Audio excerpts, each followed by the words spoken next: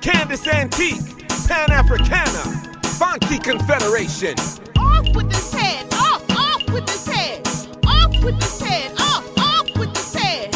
I cut you down with my machete.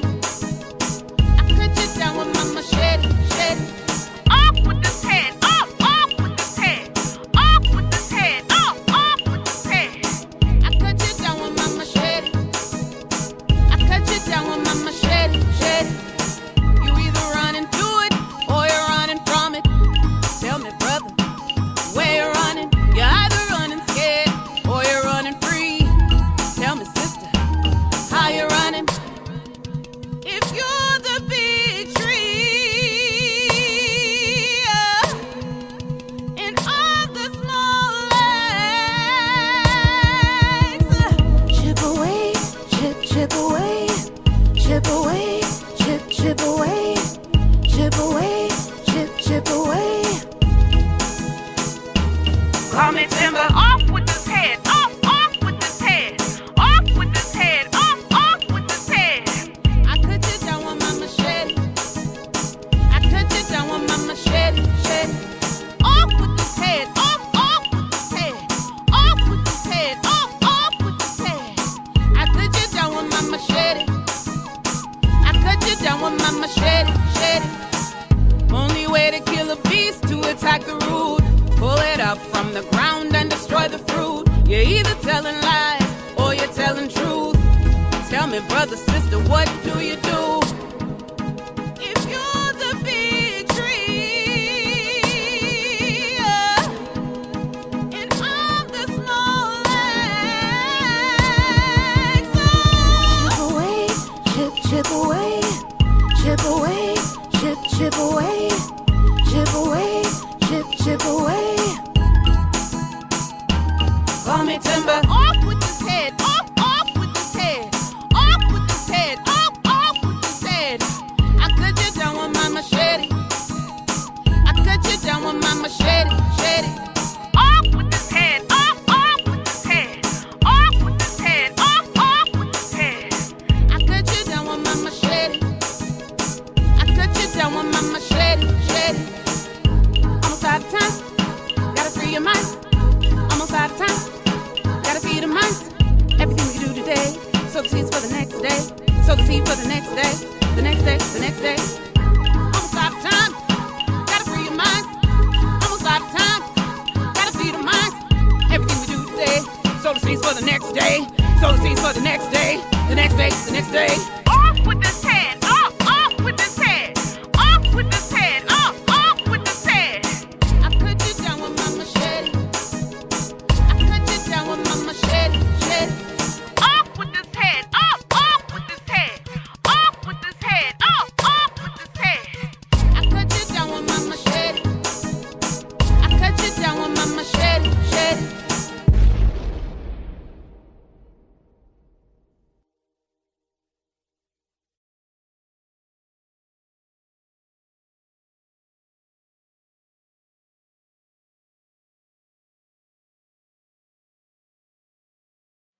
Greetings! Hello. Greetings, everybody. Someone just sent me a funny text, and so I was mid-laugh, but the song was over. But hello, good morning, everybody. Good morning, Marion. Good morning, Saifu. Hello. Ooh, let me get this. Greetings, everybody. Someone just sent me a funny text. Damn, have you heard yourself talk? It's rough. It's pretty rough out here. Thank you. Thank y'all so much for joining us. It's very good to see you all. My name is Onya Sanmu. This is Weekly Pan-African News, presented to you by the New Mexico chapter of the All African People's Revolutionary Party. The All African People's Revolutionary Party, or the APRP, is a revolutionary Pan-African socialist mass political party of which I am a member. I have been for 8 years. Kind of wild. We were founded in Africa over 50 years ago by one Kwame Nkrumah. Kwame Nkrumah was, of course, the very first democratically elected president of Ghana after Ghana gained its independence from British colonizers. When Ghana gained its independence and elected Kwame Nkrumah, on Ghana's very first Independence Day, Nkrumah said that the liberation of Ghana was meaningless without the total liberation and unification of the entire African continent, y'all. And the reason why he said that is because he understood that Ghana, as one free African nation, could not survive surrounded by a whole bunch of other colonized nations. All of Africa has to be unified and free to defeat colonialism on the continent once and for all, and to liberate our people once and for all. And that's why the APRB exists. But this is our show. And also, yes, it was a dope song that was just playing. That is another song by Candace Antique, who we've been rocking for the past few weeks on the show. She's a conscious artist out of Oakland. I first heard her at African Liberation Day in Oakland, and it was amazing. But that song was called Machete, and I love it. I love it. If you didn't understand what she was saying off with this head. And there's a part where she's like, you're a big tree, and I'm a small axe. I'm going to chip away at you. I was like, oh my God, like that's energy. That's the energy we need, revolutionary African woman energy. But yeah, shout out to Candace Antique. And thank y'all for watching and for enjoying the tunes. But like I said, my name is Onisamu. This is Weekly Pan-African News. I'm by myself this week. I'm sad. I miss Monica. but we'll hold it down.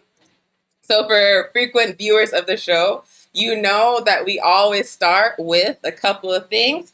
First thing is the intro that I just did. The second thing that we always do at the beginning of every show is that we want to call in a revolutionary ancestor.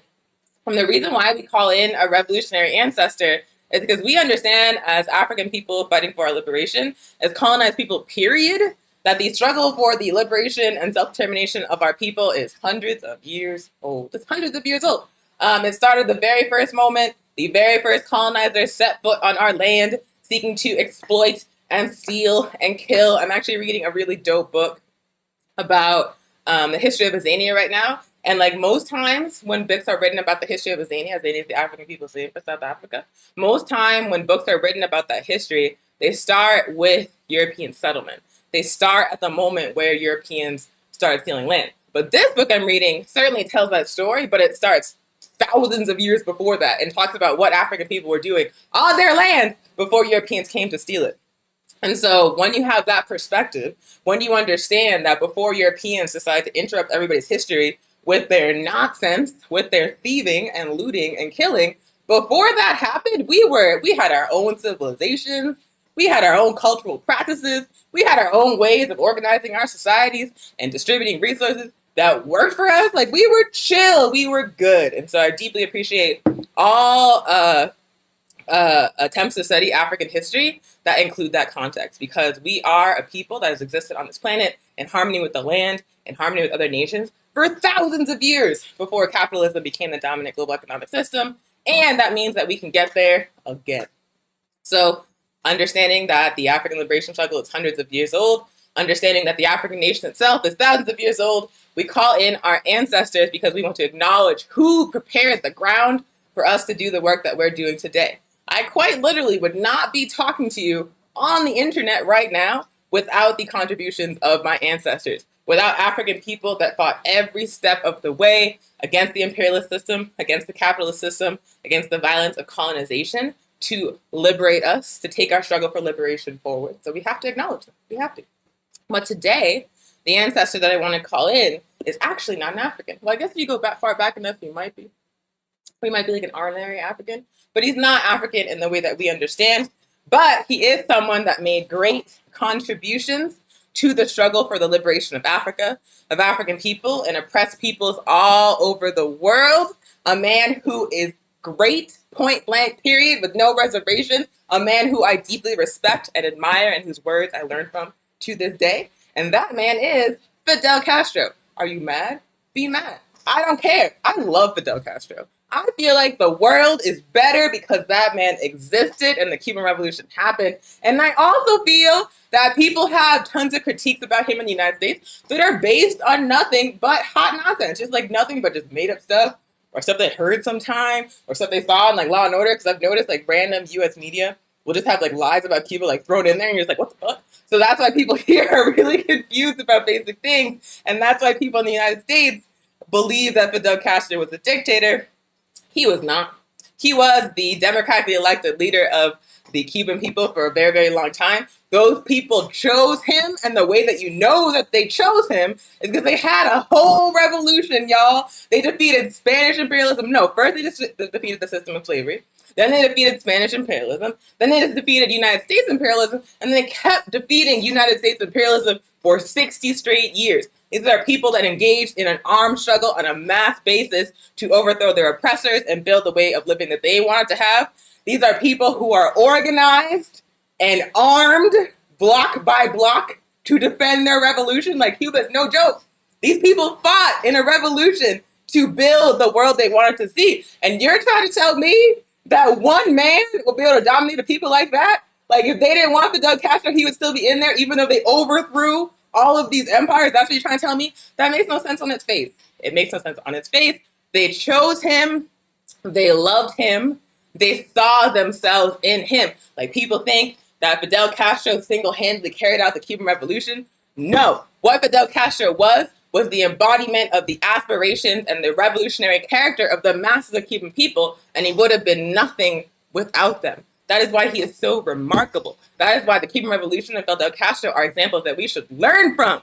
Because this is a man who gave his life to his people, and not only to his people, but to all oppressed peoples all around the world.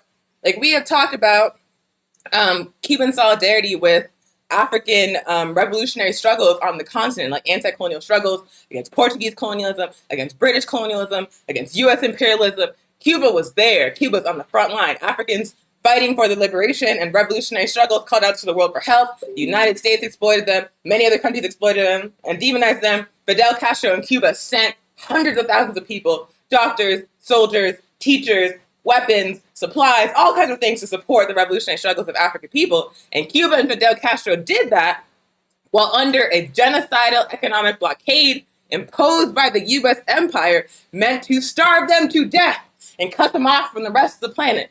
In these conditions of deep isolation, in these conditions of forced suffering imposed by the U.S. empire, Cuba still found the resources and the will to support African liberation struggles on the continent. And when you read Fidel Castro's speeches, which you should, the man was a great public speaker. He was hella funny. He was very detailed. You could tell he respected the people he was talking to, which is the masses of Cuban people. When you read those speeches that he gave when these Cuban, solidarity delegations and solidarity missions were sent to Africa and were sent all over the world to assist revolutions, he says exactly why he did it. He says Cuba owes Africa a debt, not just for the stain of slavery on that land, not just for the African people that were stolen from the continent, but because of the contribution that the resistance of African indigenous peoples made to the liberation of the Cuban nation. Fidel Castro understood that the Cuban Revolution would never have happened without the resistance of enslaved African people and without the resistance of indigenous nations to colonizations. He understood the role they played. He understood the contribution that our ancestors made to the liberation of Cuba, and he paid it forward. He paid it forward. You can't even get a U.S. president to admit that they are still looting Africa. They're blaming Africa for their own problems. They're acting like they're doing us a favor by stealing from us. They won't even admit basic truth. Fidel Castro told people the truth, and Fidel Castro showed up for that truth every single day of his life. And so we honor him without reservation. If you got issues with Fidel Castro, I feel sorry for you. Because what hope do you see in this world outside this capitalist system if you look down on a hero like Fidel Castro? So that's the ancestor. I really could go on for quite some time because I love Fidel Castro and I love the Cuban Revolution, and I feel like there's so much that we can learn about it. But I'm going to stop because my goal today is to finish in exactly 1 hour. Can I do it? Can I do it? Anywho, so that was the ancestor, Fidel Castro. Long live, Viva Fidel, Viva the Cuban Revolution, unblock Cuba, you raggedy jerks, unblock Cuba, end the blockade, stop trying to overthrow the government, Viva Fidel. And then Katie says, talk that talk, Onye, thank you so much. Sally Poo says, fuck the haters, Viva Fidel, love you, agree. And then Katie also says, it's too many people who've never set off or defended a revolution doing a lot of talking. Oh my God. Yes, that is true. That is true. And it's really it's actually a very good segue into the World Geo segment, just want to give a little update on what's going on in the world, particularly the U.S. attacks on the Cuban Revolution. That was a very good segue, KD, because we have seen, so first, let's go back a little bit. As we previously discussed on the show, the Trump administration, during the height of the COVID-19 pandemic, imposed over 200 additional sanctions on Cuba. The U.S. blockade, the sanctions, all the attempts to overthrow the Cuban government and attack the Cuban Revolution are all motivated by a desire of the U.S. empire to destroy the socialist nation in its backyard, a desire by the U.S. empire to reassert violent capitalist white supremacy in this hemisphere. They are going after Cuba because they are ideologically opposed to a majority African socialist nation in their backyard. So that is why that happened. Trump, using a strategy that the United States empire calls maximum pressure, saw the impact that COVID-19 had on the island, saw the devastation of the tourism industry, saw the virus spreading across Cuba, and was like, okay, now is the time to apply even more suffering to these people. The Trump administration applied over 200 additional sanctions at the height of the COVID-19 pandemic. At the same time, Cuba was sending doctors all over this planet to support other nations that are fighting COVID-19. Like at the height of it, when folks like didn't know what it was, they couldn't figure out how to treat people, and it was just like devastation and so many deaths that never actually stopped here. But when it was happening all over around the world, Cuba sent doctors into the heart of the crisis to support other nations, including, by the way, to Europe, like in places like Italy and Spain, while the rest of Europe and the United States was like, good luck to y'all, Cuba was helping them out. So as Cuba was doing this, the United States was tightening the screws, escalating the suffering of the Cuban people, because sanctions are not against governments. Sanctions always drastically affect the people themselves. And so now we're in a situation, a year later, under Joe Biden, where Cuban people have been facing escalated conditions of starvation, of deprivation as a result of these additional sanctions imposed during the height of the pandemic and the collapse of their economy and the collapse of the tourism industry. And so now Cuban people are like, we're hungry, we're scared, we want vaccines, the lights keep get cut off because our infrastructure is all old as hell and we can't repair it because the blockade blocks the parts that we need to do so. Cuban people are frustrated. They're over it. It's been a year of maximum pressure. And so protests broke out across Cuba for one day, is my understanding. A few weeks ago, there were isolated protests throughout the island, with most of them, or the largest ones, being in Havana. The United States empire saw this happen and used that as the opportunity to be like, see, these people would like to be colonized once again. These people hate the revolution that they have sacrificed their lives for, that they have built collectively from the ground up. They want to abandon it all, and they want U.S.-style capitalism on their island. See, this is the proof. The United States attempted to manipulate these protests and use them as a pretext for more attempts to overthrow the Cuban Revolution. And so the Biden administration has imposed additional sanctions on Cuba. The Biden administration, alongside the U.S. intelligentsia, some useless-ass academics, some cruise missile leftists, as Black Alliance for Peace says, have also used the opportunity to attack the Cuban Revolution. Meanwhile, the Cuban people are like, damn, more sanctions? We're actually hungry. We would like our lights on. We would like access to the vaccines, which, by the way, Cuba's going to vaccinate its whole population by the fall. The United States is going to be well behind that goal, but the vaccines are coming is the point. The reason why they're delayed in distribution is because they can't import syringes, thanks to the U.S. blockade. So this is the context we're seeing in Cuba. This is why it's happening, because the U.S. is starving the Cuban people, and the Cuban people are frustrated. They want relief, and the U.S. is trying to attempting to use that frustration, once again, that it created with the maximum pressure campaign meant to impose suffering on Cuban people. The United States is trying to manipulate this moment to attack the Cuban Revolution once again. The additional piece of context that's really important to understand about this moment is that although the protests were certainly made up of Cuban people who, like I said, were just over it, who are looking for relief, who have been suffering under maximum pressure for over a year. So the protests themselves had like legitimate elements in them. The people are frustrated. That's what they were expressing. But it is absolutely not the case that any kind of mass movement exists in Cuba to end the revolution, to end socialism. The Cuban people do not want that. And if you actually listen to what they're saying in these protests and what they're asking for, that is not what they're asking for. They're asking for relief. They're not asking for the end of their revolution. But there are also elements within these protests of people who have been developed and manipulated by the United States to inject counter-revolutionary politics into those mobilizations. And what I mean by that was recently revealed an investigation by the Gray Zone. I should have had this link pulled up, but I'm going to pull it up right now, which takes a deep look at a movement that has been parading as Cuban grassroots, called the Sin Isidro movement. But what the Gray Zone report actually shows is that the San Isidro movement and a significant portion of the Cuban cultural scenes centered in dispossessed African people is actually being manipulated and cultivated by the U.S. empire to attack the Cuban Revolution. So here's the Grayson article. And this article is like a super in-depth investigation with receipts. They got checks. They're like looking at the relationships between people. And so what this article does is take a deep dive into some of the leading figures, the leading counter-revolutionary voices within these mobilizations in Cuba. And so, like I said, one of the some of the leading voices within that movement is the San Isidro movement.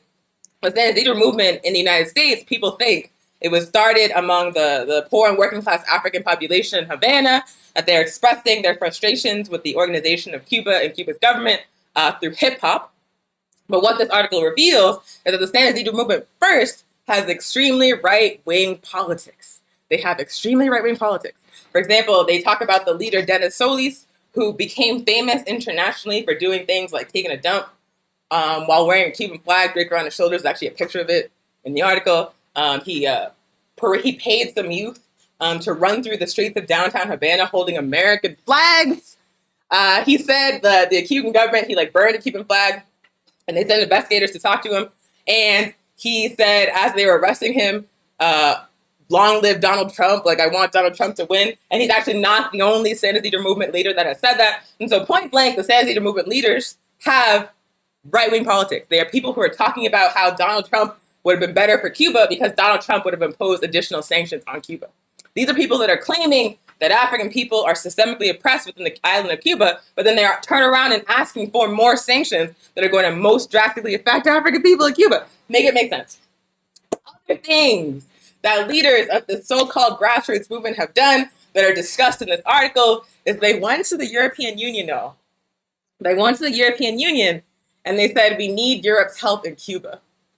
We need to name our abusers to Europe, and we need Europe to come and help us. They did that at the motherfucking European Union. Additionally, they have been recorded in meetings with officials from the Organization of American States, which, who, for folks that don't know, is literally like a puppet wing of the U.S. government that is used primarily for regime change efforts in the Caribbean and Central South America. So they went to the Organization of American States and made some homies. They also have had public calls with State Department officials where they are asking for U.S. intervention in Cuba and the imposition of American or more U.S. sanctions on Cuba. So are you starting to understand what I mean by this is a right-wing government? They're majority African, the San Isidro movement, but they are aligned with the U.S. empire and asking for more U.S. attacks on the Cuban Revolution. They're asking for more sanctions on the Cuban people. This is the movement as being elevated by elements of the U.S. left and elements of U.S. academia as representative of the Cuban people because they're Africans. It's so bananas. And as Erica pointed out in the chat, they are funded by the National Endowment for Democracy. They are getting checks from U.S. aid. They are deeply aligned with the U.S. State Department to the point of having public meetings with them and public exchanges. So this is not a grassroots movement. This is not a voice of the Cuban people. This is literally an AstroTurf project developed by the U.S. empire to attack Cuba. And it was so wild. It was so wild for the past few weeks to see elements of the U.S. left, but also even Africans within the United States platforming these San Isidro people. I'm like, did you even like Google? Like I don't understand why people in the United States tend to fetishize movements that appear to be protests, right? Like they don't even look at like why they're protesting, who's protesting, what they're asking for. They just see people like setting a cop car on fire and they're like support. And I'm like, okay, word, like cop cars on fire is like super cool. I admit that. But also, I also know that like a Proud Boy is capable of setting a cop car on fire. A fucking undercover cop is capable of setting a cop car on fire. And so if I see a cop car on fire, it's a cool sight, but it's not automatically something that I must support. Just seeing people protesting does not automatically mean that we have to line up behind that to support it, to platform it. Understand who the hell it is before you do that. Because otherwise what you're going to end up doing is providing a platform for U.S. regime change efforts, for AstroTurf movements. Like, please, y'all. Please. Like, develop some class consciousness, develop some anti-imperialist consciousness, And for the love of God, like at least Google the people before you say this is the voice of the Cuban people. Like, dog, come on now. Come on. Anyway, so that's World Geo. I'm going too long. But I just wanted to briefly talk about that because the way that the U.S. is weaponizing hip hop in Cuba needs to be understood. We need to recognize these color revolution strategies, these astroturf strategies, because they're doing it all over the world. They did it in Bolivia. They did it in Libya. They did it in Belarus. They are doing it all over the world. They did it in Hong Kong, as Erica pointed out. They're doing it all over the world, and it catches the left here slipping every time. Every time people here get caught up in it. Every time. And we got to stop. And we got to stop for the love of God. So, yeah.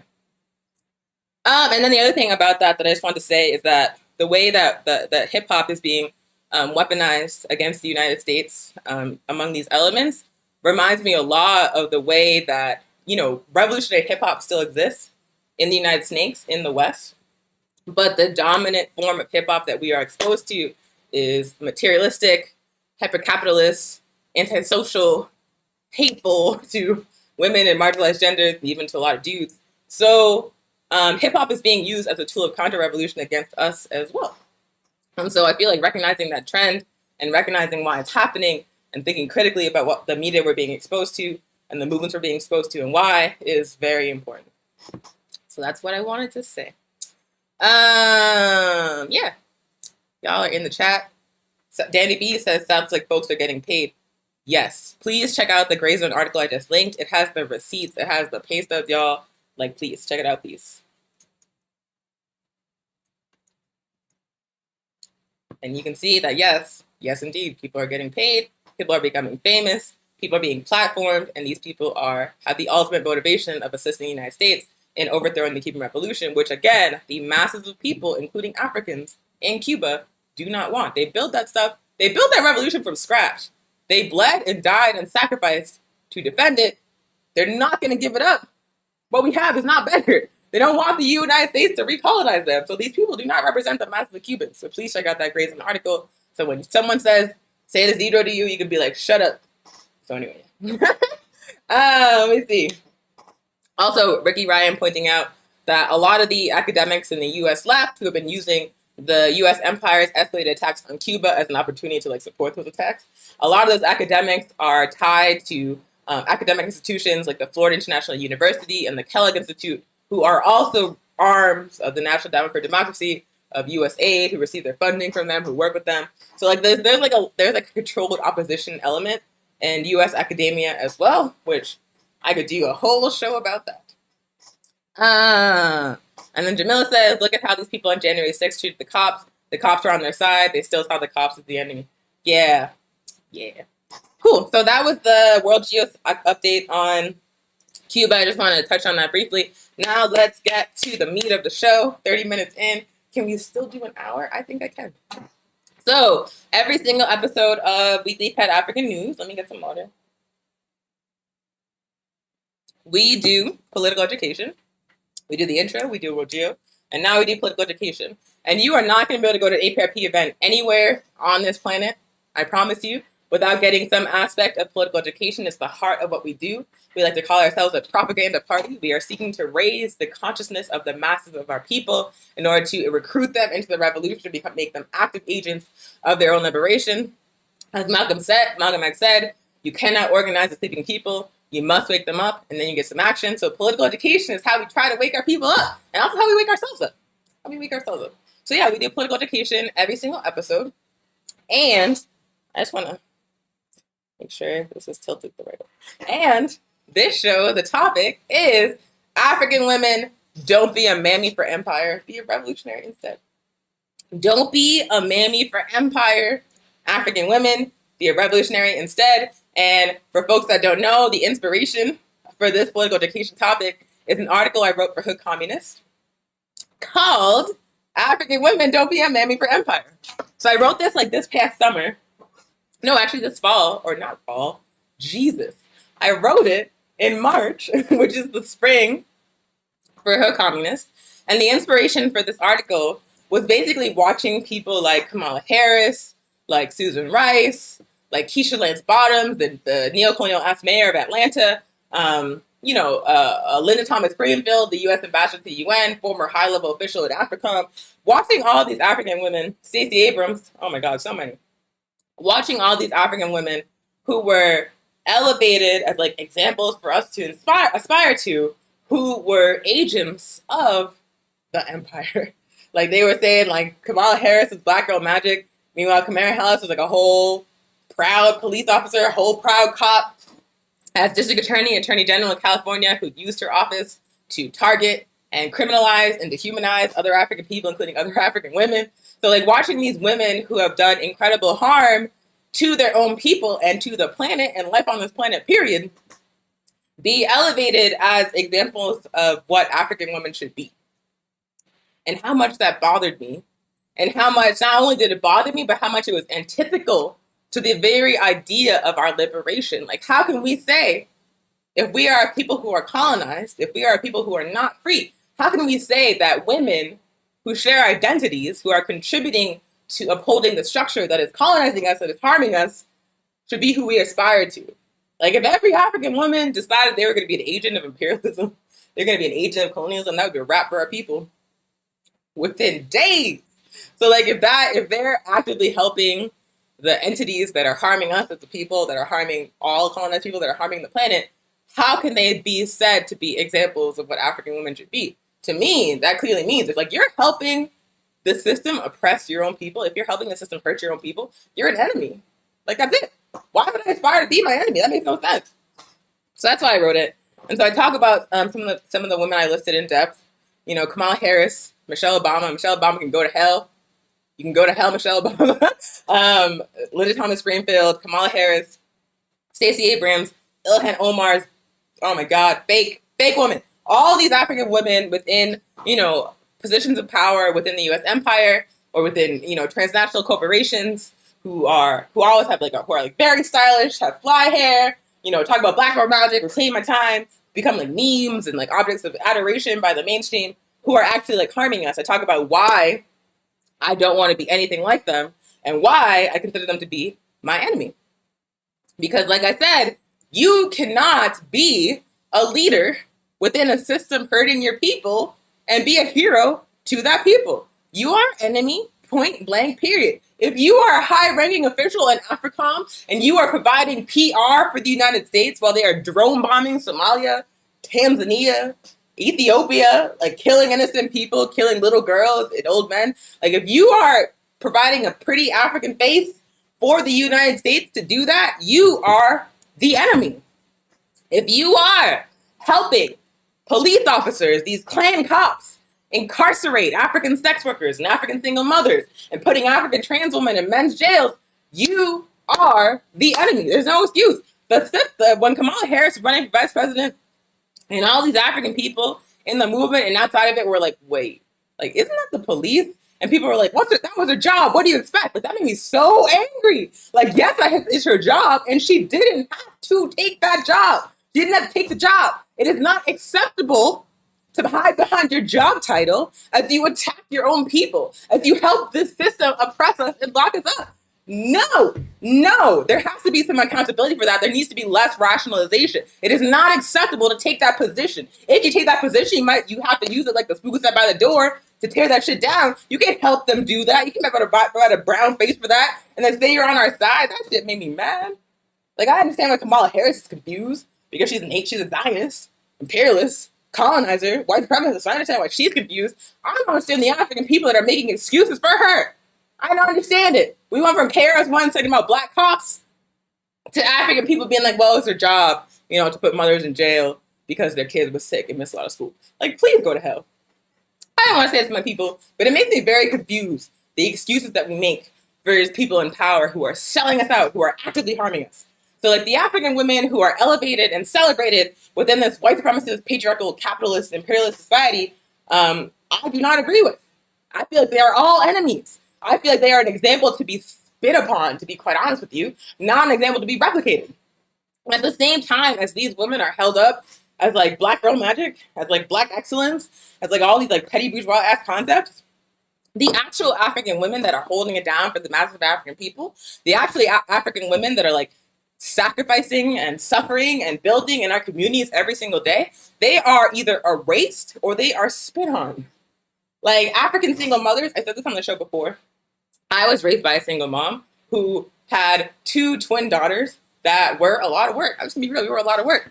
Who had to work full time to support us. We were latchkey kids who had to hold it down by herself after experiencing a lifetime of abuse from this capitalist patriarchal system. Women like that are objects of derision. It's like mainstream discourse to say single mothers are have some kind of inherent moral failing. Meanwhile, they are the backbones of our community. Meanwhile, they are some of the most militant revolutionaries I know, from the All African People's Revolutionary Party to Black Alliance for Peace to African organizations all over this planet. They are full up of single mothers doing the work, the kids in the meeting, and they're facilitating the meeting. Like that is every day in the work that I do. The people who are talking down to them they can't even organize a book club. And these women are holding down entire organizations, entire movements while getting shit on. So it's just absolutely out of control to me. Like, why is Kamala Harris? Why is Michelle Obama? Why are all these wealthy sellout women held up for us to aspire to, while the women who are actually the backbone of the massive African people, the women that are actually holding up our communities, are denigrated? It is backwards priorities. It is backwards priorities. It reminds you of like that bondage discourse, that horrific bondage discourse, where a woman was like just mind her business, trying to be comfy while getting like molested by the TSA. I don't even understand why we should dress up for that experience, because it's a bunch of security theater, a bunch of like empire nonsense. So why would I need to look nice for that? She was just trying to be comfortable during a dehumanizing experience. Someone took a picture of her without her consent, and it launched like 2 weeks of discourse. Like the most absurd discourse, talking about she was making us look bad. Meanwhile, Kamala Harris is like locking up moms and stuff, drone bomb in Africa, telling Israel she's besties with them while they assassinate or genocide Palestinians, and she's Black Girl Magic. Like, come on now. The standards are backwards. The standards make no sense whatsoever. They make no sense whatsoever. So yeah, the women that are elevated by this extremely dysfunctional and abusive and genocidal system versus the women that are erased or pathologized, I feel like says it all. And like I said, like if you look objectively at what people like, Linda Thomas Greenfield, what the harm she did while she was an official in AFRICOM, the harm she's continuing to do as the U.S. ambassador to the United Nations, as the United States attacks Cuba, attacks Venezuela, attacks Bolivia. Like, as the United States is attacking all of these like non-European nations, like who is actually doing more harm? Linda Thomas Greenfield or the lady wearing the bonnet? To me, it is very clear. Linda Thomas Greenfield, Kamala Harris, Stacey Abrams, all the people are doing much more harm, like quantitatively and qualitatively, than the lady wearing the bonnet. The lady wearing the bonnet is just like minding her business. She's not harming anybody at all. But the lady wearing the bonnet gets all the smoke. And Linda Thomas Greenfield, Susan Rice, Kamala Harris, get the Yas Girl, get the Black Girl Magic memes. The priorities are backwards. So I talk about that in the article. And then what I want to do, and what I feel like it's extremely important for us to do, is say that we do not have to aspire to be African agents of the empire. We have, throughout our entire history as a people, literally thousands, hundreds of thousands, if not millions of examples of African women who are actually contributing to us as a people, who are actually about the liberation of us as a people and the liberation of all life on this planet. Like, there are so many examples of revolutionary women, revolutionary African women who we can aspire to be, whose example we can model ourselves after. We don't need Kamala Harris. We don't need Keisha Lance Bottoms. We don't need these petty bourgeois traitors. We can look at people like Carlotta. I talk about Carlotta all the time because she was such a bad bitch. Also, I said that before. It's like, that's like the highest compliment that I personally could pay someone. But I also understand that people don't like it. But when I say that, it's extremely positive. So Carlotta was an African woman in Cuba when Cuba was colonized by Spain, and Spain had sugar plantations all across the island, and many thousands of African people were enslaved on that island by Spanish colonizers. Carlotta, alongside a little squad of bad bitches, and led an enslaved African uprising that spread across all of Cuba. It started in Matanzas. It lasted for a year straight, It liberated hundreds of African people. It was armed. It was militant. It was led by 3 women, including Carlotta. And like I said, Fidel Castro and the masses of people who built the Cuban Revolution understood the contribution that resistance of enslaved African people, including Carlotta, made to the independence of Cuba. And so there's a statue of Carlotta in Cuba today, I believe, in Matanzas. So that's an example, right? Like this is a revolutionary African woman who saw the condition of her people and was like, I am not submitting to this. I am not accepting this. I'm going to use the skill I have to organize my people to fight back. And she did for a year. So why not look up to someone like that? Why not look up to Carlotta, instead of the people, the women that are helping the slave master enslave us? Why not look up to the runaway slave, the runaway African, the maroon, instead of the slave master's assistant? You know what I'm saying?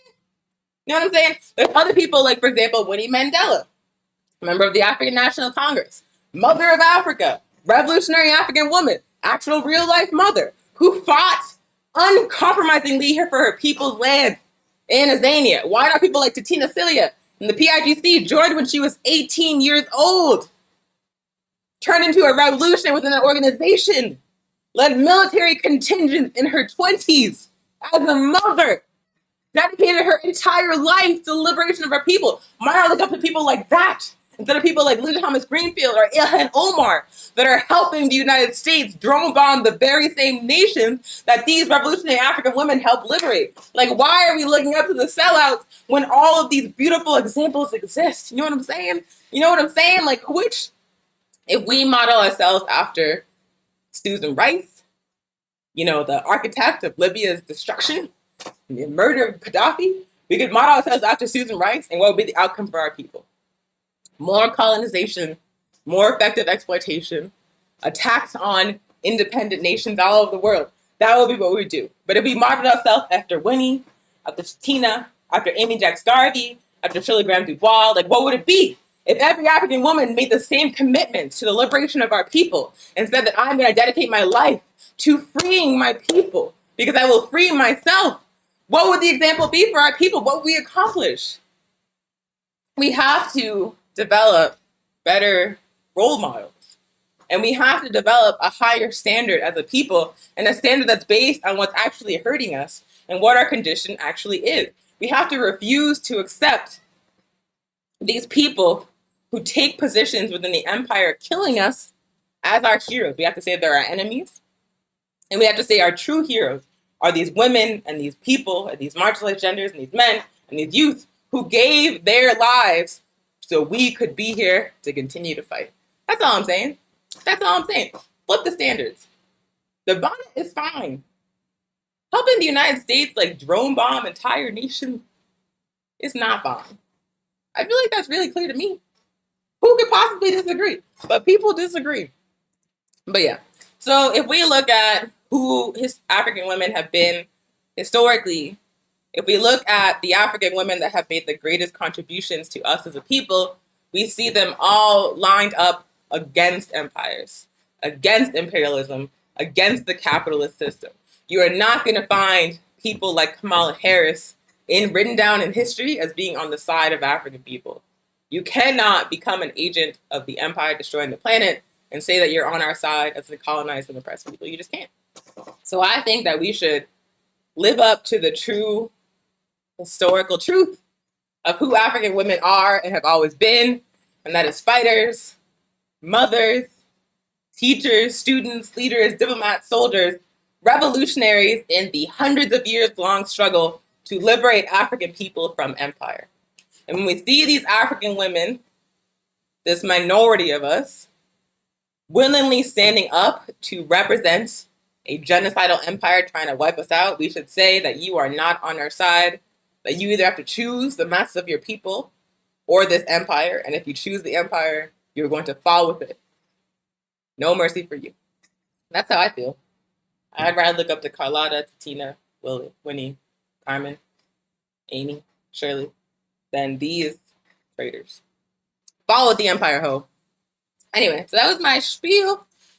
And I just want to conclude by saying that I am very proud to be a member of the All African People's Revolutionary Party And our women's wing is the All African Women's Revolutionary Union, because I feel like within this organization, within this political party, I have developed the consciousness required, and it's like an ongoing process, certainly, so I'm not saying I'm done, but I have developed the consciousness required to understand what it truly means to be an African woman that's about her people, to be an African woman that's about her people's liberation. I have developed the consciousness required to reject these puppets, these agents of empires, these sellouts, these traitors, in favor of the forgotten and erased and disregarded heroines of our struggle. And so I definitely encourage every single African woman and marginalized gender and youth watching this show, like, if you're not active in an organization fighting for justice, like, you need to get active in an organization fighting for justice. I personally feel the All African People's Revolutionary Party and the All African Women's Revolutionary Union are some of the best options that exist for getting involved in the struggle, for making your contribution to the liberation of your people, and for developing that consciousness. Like, it definitely helped me. I'm like a living example. But many, many other organizations exist that can help you develop that consciousness, that can help you build your contribution to that work. Like, we have to understand that we are oppressed. As African women, we are terribly oppressed on the basis of gender, on the basis of class, and on the basis of our nation as African people. And the only way to end that triple oppression is not by buying into the system that's creating it, but by throwing our entire selves into a movement to destroy it. That is how we realize our liberation, specifically as African women and marginalized genders and youth, is joining an organization fighting for revolution, not reform, not a seat at the table, but to burn that shit down and build something better in this place. So join our organization. And speaking of the All African People's Revolutionary Party and the All African Women's Revolutionary Union, we have a really powerful example of what I mean about African women and youth finding their place within the movement for our people, finding their lane, finding their role. This coming Saturday at 10 p.m. Mountain Time, 4 p.m. Greenwich Mean Time, GMT, we are hosting a Pan-African Women's Day webinar. It is a free virtual event that you can join from anywhere around the world. It's going to be hosted on Zoom. And we're going to have a panel of revolutionary African women, and I'm pretty sure all of them are like under 25. Like, they are young women, and they are brilliant, like intimidatingly brilliant, where you're just like, damn, when I was 22, I was not that conscious. But it shows you that people are getting like tighter and stronger and more focused on our liberation, and it's happening younger and younger and younger, and it's very exciting. So we're going to have a panel of 4 revolutionary African young women in their 20s. First panelist is Zachariah Kenny from the Amilcar Cabral Ideological Movement School, or Ideological School Movement in Nigeria, a revolutionary Pan-African organization. We're also going to have Yoli and Ogbu from Horn of Africa, Pan-Africans for Solidarity and Liberation, representing Eritrea. We're going to have Adiyambu Kasuko from Revolutionary Socialist League in Kenya. And we're going to have Inem Richardson from the All African Women's Revolutionary Union, who's working out of Burkina Faso. So right there, 4 panelists representing all over the continent, north, south, east, west. Oh my God, central. We're also going to have moderators, our own Tandiwe Chimarenga from the All African Women's Revolutionary Union in Toronto, Canada. We're going to have Lutho from the Pan-Africanist Congress of Azania as our second MC. We're going to have a keynote speech from Deborah Suarez de Gama, who I believe is under 20 years old, like quite young, but brilliant. She is an APRP pre-cadre, a militant of the Amilcar Cabral African Youth, the youth wing of the PIGC. And she's also a pre-cadre within the PIGC. The PIGC is, of course, the Mass African People's Revolutionary Organization that helped defeat Portuguese colonialism in Guinea-Bissau, so they still exist. They still hold power. They're still developing revolutionaries like Deborah, who's going to be giving the keynote speech. So this Saturday, if you want to understand what it looks like to be a revolutionary African woman, to make your contribution as a revolutionary young African woman and marginalized gender to the liberation of your people, tune in and hear these sisters speak. It's going to be incredible. So you can register for Pan-African Women's Day at the link that I'm going to drop in the chat. And I definitely encourage folks to do so. We're also going to be streaming the program to the APRP YouTube, the APRP Facebook page, and the APRP Twitter account, as well as the AWRU YouTube page. But some segments of the program will be in Portuguese. And if you don't understand Portuguese, the only way that you're going to be able to access translation is in the Zoom webinar. So if you need translation, if you can't speak Portuguese, please register at the link that I just dropped in the chat. And also we're going to have translation from English to French. So if you have some Francophone comrades who would like to join, tell them to join. If you have comrades that speak Portuguese, tell them to register, and we'll have translation available for them in the webinar. But I am extremely excited for this event on Saturday. A really strong team of sisters and youth and revolutionary African men within the All African People's Revolutionary Party and the All African Women's Revolutionary Union and have put in a lot of work to make this happen. So I'm just really excited. And I feel like we need these examples of women in their, their teens and 20s talking about what it means to be a revolutionary Pan-Africanist, what it means to be a revolutionary African woman, to show that we have other models to look to. We have another legacy to look up to. We don't have to deal with this sellout crap anymore. So that is, again, this Saturday, 10 a.m. Mountain Time, 4 p.m. GMT. Please look up the time in your area and please register at the link I just dropped and join us for Pan-African Women's Day. It's going to be amazing because, yeah, we can't be mammies for empire.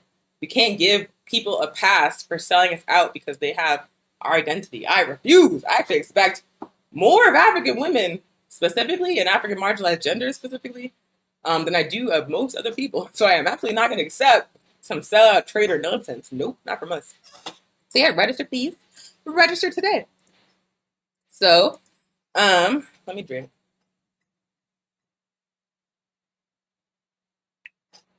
Okay, cool. So let's keep it moving so I can actually finish this within the window I set for myself. So let's talk about what's happening with the APRP here in Tiwa territory. Oh, I forgot the land acknowledgement. Damn, let me do it now. So I should have done this at the beginning of the show, but every single show at the beginning we do a land acknowledgement. And the reason why we do that is because we understand that land was stolen in Africa, land was stolen in occupied Palestine, land was stolen in occupied Australia, and land was stolen throughout the entire Western Hemisphere. So I'm talking to you from so-called Albuquerque, New Mexico, but the land that Albuquerque was built on is actually stolen. It was stolen from the Tiwa Nation. The Tiwa Nation is still here, and they are fighting for their land back. And as our comrade C. Hassan said on the show last week, indigenous people are one of the few things remaining between life on this planet and total destruction. Indigenous peoples from Africa to Turtle Island have the knowledge and the healthy relationship to the land required to save us from catastrophic climate change. The issue is that their land was stolen by the very same system that puppets like Kamala Harris serve, and that system is running it into the ground. It is destroying it as we are still living on it. And so when we say land back, it is not a metaphor. It is actually a clear description of what needs to happen to save humanity from death by catastrophic climate change. Have you been watching the news? Have you seen these biblical floods across Europe? Have you seen the hail in Italy? Have you seen the mudslides in Central and South America? Have you seen the fires consuming the entire western half of the United States? The catastrophic climate change future is here, y'all. We are now living in the day after tomorrow timeline. It's about to get real bad. But indigenous peoples across this planet know precisely what needs to happen to stop that. And that is the end of capitalism, and that is the complete reconstitution of the relationship that humanity has to this planet and to this land and to this water. So when we say land back, we are saying land back or we die, y'all. Land back or that's a wrap. So not a metaphor. So yeah, why did I talk about that? Oh yeah, because I forgot to do the land acknowledgement. Anyway, New Mexico chapter updates. So Pan-African Community Garden is still coming along. It's very cute. If you're in Tiwa territory, if you're in Albuquerque, go check it out. At Central Avenida Cesar Chavez and Arno, we got corn coming in. We got cucumbers coming in. We got tomatoes. We got goji berries. We got beets. We got kale. It's just such good vibes. I'm so happy there. So last Sunday, we were out there with the community doing some work. We talked about the difference between organization and mobilization in our political education seminar, and then we did some work. We made our first harvest from the garden, thanks to our comrade Isabel. So we harvested cucumbers, tomatoes, beans, some greens, some turnips. We're going to cook those. We also planted a lot of new plants, like a gang of new plants. We planted 3 kinds of lavender, 2 rosemary plants, an elderberry tree, like a whole tree, a pumpkin. What else? There's something else. It doesn't matter. You can go check it out. But we planted a lot of stuff that was donated to us generously by a community organization, by our comrade Tabitha. Thank you, Tabitha, so much. We also did some feeding and fertilizing of the plants. as well as some watering of the plants. It's looking really, oh yeah, we also planted strawberries. That was the other thing. It's looking really, really, really good out there. So this, oh yeah, and we're also planning to build a permanent shade structure on the lot. Right now we have that canopy. If you've been to the garden, you've seen the canopy that I have. It works. It shades people, but it's also dangerous. Like two of us pinched our fingers while trying to close it the other day. But we're gonna have a permanent shade structure so we don't have to set up the same thing every time. And so people can come and chill without doing setup. We finished a bench last Sunday as well, so now there's permanent seating at the garden. 2 benches built by our comrade Bernadette from the International District Healthy Communities Coalition. So it's really coming together. And shout out to SWAP, Southwest Organizing Project, for helping us build this shade structure. They're contributing the labor. We just got to buy the supplies and provide a little bit of help. So I'm very, very excited for that. So this coming Sunday, August 1st, we're going to having the Tiwa Territory version of Pan-African Women's Day in person. So Saturday is virtual. Saturday is the webinar. Anyone can join. Sunday is at the garden in person here in Tiwa Territory. We're going to be out there 5:30, 7 p.m. This time, we're not going to be working.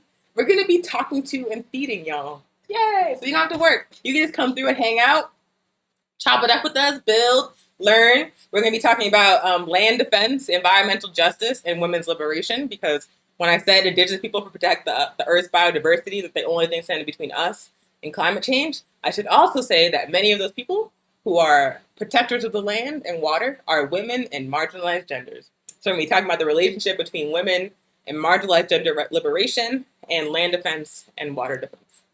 We're also going to have some food. So like I mentioned, we harvested some vegetables. Last Sunday, we're going to be cooking those for y'all and serving them this Sunday. So if you want to eat some of the stuff that you helped us grow, come through. And we're going to have our comrade Jamari, who's been on the program before, manning the grill. So it should be lit. We're going to have vegan options, of course, as well as hamburgers and hot dogs and grilled veggies and fruit. It's going to be awesome. So come through this Sunday, 5:30 p.m. to 7 p.m. We're ending 7 on the dot because there is a memorial to a beloved community member we lost last summer happening at 7. We want people to be able to do both. So please come through to the garden and then feel free to leave to make it on time for the memorial across town. Other things happening in Tiwa Territory are we have the elder care program continuing. We deliver food and supplies and mass and political education to African elders here in Tiwa Territory every single weekend, usually Saturday afternoon. So we're still doing that. We're going to continue doing it for the foreseeable future because the pandemic is not only far from over, it's also looking like we're heading into another resurgence with this Delta variant spreading, with vaccinated people catching it and spreading it, and with the government at all levels saying that masks are no longer necessary. I don't know why they did that. It's very poor leadership under capitalism. Woo! But yeah, it's not over, so we're still going to be delivering to elders. Also, we had this past Sunday, the 25th, we had our, I thought I was going to sneeze. We had our Cuba Solidarity Car Caravan here in Tiwa Territory. It was a remarkable success. It was so cute. We had speakers from the Red Nation, Democratic Socialists of America, the Red Ant Collective. Of course, I spoke. We had IFCO Pastor for Peace speaking. It was just overall a really cute, fun time. We had Cuban people from the island come out and support. It was just magical. And so we had probably 3 times as many cars this past Sunday as we had at the June caravan or the May caravan. And we are hoping to continue to grow those caravans every single month as we tell more and more people the truth about what's happening in Cuba, the truth about the Cuban Revolution. So they're going to continue with the caravans. They happen on the last Sunday of every single month. We started in May. We're not going to stop. Can't stop, won't stop. So the next one is going to be Sunday, August 29th at 12 noon. The location will be announced shortly, and we hope that you can join us. And if your organization is interested in speaking against the blockade and support of Cuba, like if you're talking about, if you want to get on the mic and be like, I have some criticisms of the Cuban Revolution, you're going to get booed off the stage. But if you get on the mic and you're like, end the blockade, that's cool. So if you want to get on the mic and say that, then hit us up, email us, message us on Facebook, on Instagram, and we can get you on the program for the next rally before the next caravan on Sunday, August 29th. Also, I wanted to find this link. Let me see. So the Benson Amos Brigade, I am on the National Coordinating Committee of the Benson Amos Brigade. The Benson Amos Brigade is a solidarity delegation to Cuba. It is over 50 years old. It sends people to Cuba every single summer to learn the truth about the Cuban Revolution, to expose them to the Cuban people, so they can come back here and defend the Cuban Revolution, which is what I did and my comrades Sheldon and Roberto did. So the Benson Amos Brigade has published a series of chapbooks which contain the writings of former members of the delegation to Cuba. So we're selling these, the BB, to raise money to help send even more people to Cuba. It's an international trip. It is expensive. Like, the Benson Amos Brigade is quite subsidized. They try to make it affordable compared to most international travel, but it's still very expensive. And so proceeds from this book will go towards maintaining the Benson Amos Brigade, but also to providing grants, travel grants, so that poor and working class colonized people can come on this trip with us. Because quite frankly, we are still building our revolution as colonized people in the United States, as African, Indigenous, and Chicano people. We are still fighting to build our revolution here, and there is a lot that we can learn from the example of the Cuban Revolution and from how they've helped defend it and continue to build it under constant attack. Like, we are the people, we, African and colonized people, are the folks that need to build with the Cuban Revolution, y'all. We are also the people that are underdeveloped and systematically denied access to opportunities and money and jobs. And so we're the people that struggle the most with international travel. And so when we support these travel grants by buying this book, we are helping to get poor and working class colonized people on the brigade. Hopefully that was clear. Buy the BB book. So please, if you have some funds to spare and you would like to support the work of the Benson Amos Brigade, and you would like to help send poor and working class colonized people to Cuba to learn about the revolution, please support the chapbook. Buy them. Also, it's pretty good writing. They're cool stories. I might have one in there. So yeah, check it out. So that was the Cuba update from Tiwa territory. And now just some brief APRP international updates, and then we'll wrap it up because I am tired of talking. Oh my God. It's so much better when Monica's here because, man, after like an hour straight of talking, you just be over it. Like, I like y'all, but I just want to stop. Okay, so APRP international updates. Like I said, Pan-African Women's Day is this coming Saturday, July 31st, 10 a.m. Mountain Time, 4 p.m. Greenwich Mean Time. Find the time in your area. Don't forget to register for Pan-African Women's Day. I have the link. I'll drop it in the chat. You need to be there. If you are free at that time on Saturday, and I know you are, what are you doing Saturday at 10 a.m.? Come through. Come through. Join Pan-African Women's Day. Also, the weekly Pan-African News is just one of several APRP podcasts in existence. On Monday evenings at 6 p.m. Mountain Time, you can find the Pantsula podcast, presented by the Kaji Circle of the All African People's Revolutionary Party. You can check it out on the APRP Kaji Circle YouTube channel. We also have on Sunday evenings at 5 p.m. Mountain Time, a Jamu and Shakura Umi show. It has a new name, an official name, but I do not have it handy, but it has a name now. So you can watch that Sundays at 5 p.m. Mountain Time on Ajamu's Facebook page, facebook.com/ajamu.umi, or on the APRP International YouTube channel. This coming Sunday, they're doing a Pan-African Women's Day episode where we're going to be doing a feature on Mawan Akayoti, who is a founding member of the All African Women's Revolutionary Union. She is a revolutionary African ancestor, a woman who made a giant impact on this organization. If you want to learn about her, tune into Ajamu and Shakura's show Sunday at 5 p.m. Mountain Time. We also have the Revolutionary African Woman podcast, which I believe puts out new episodes on the first Saturday of each month. You can catch those episodes on the Revolutionary African Woman Facebook page.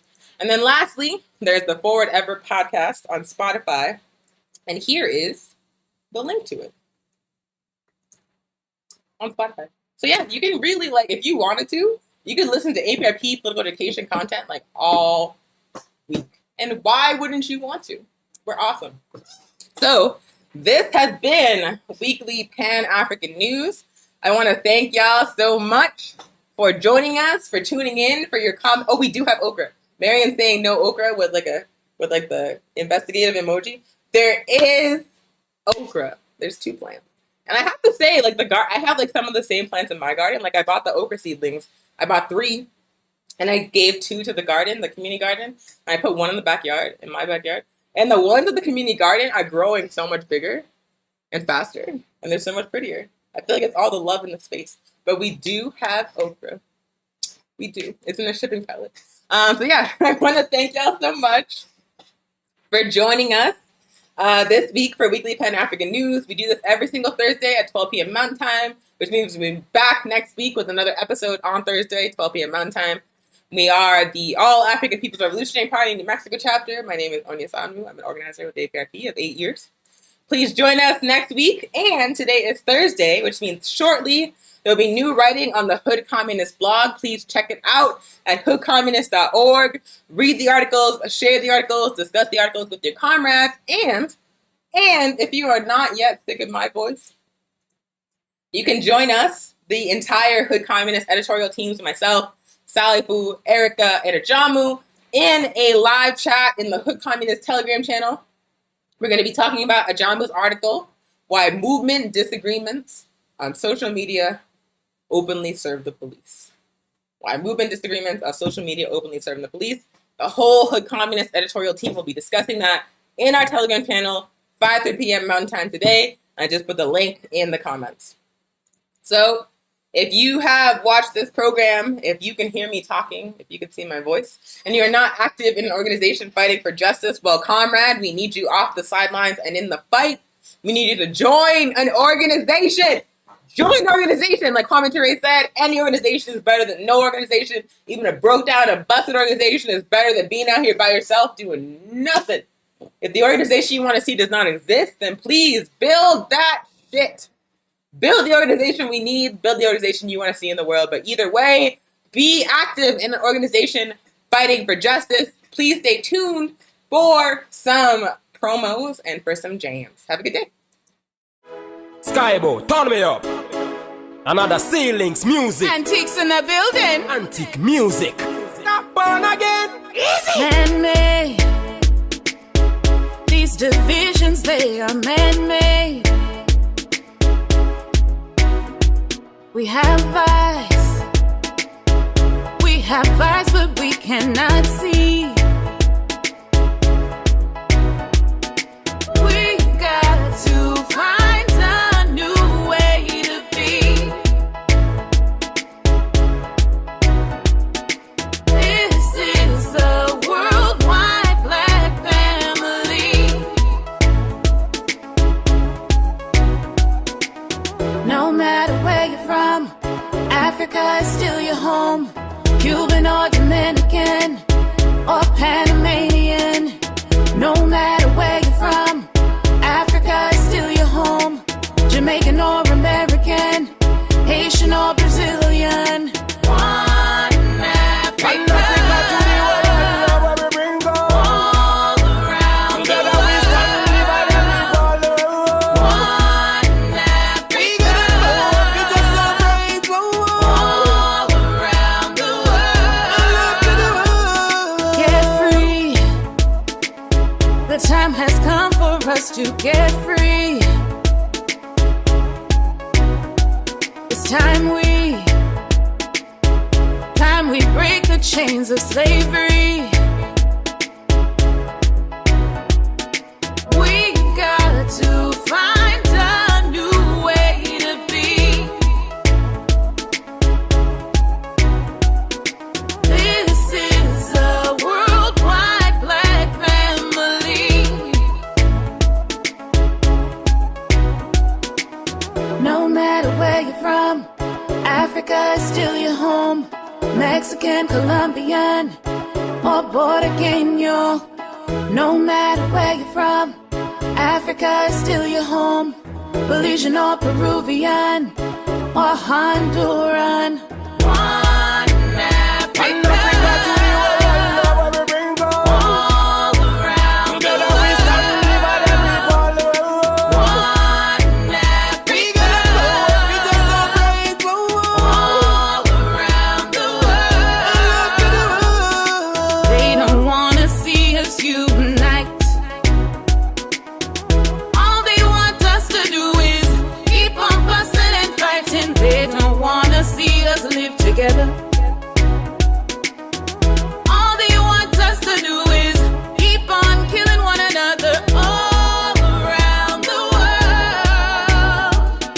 One Africa.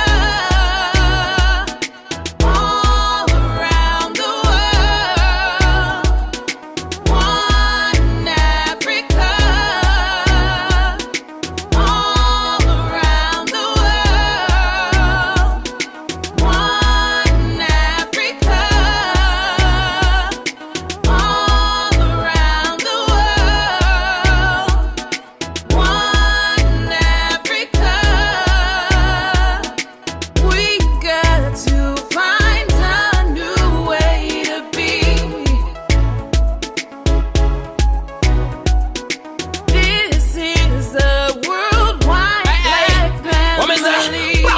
like I'm an African.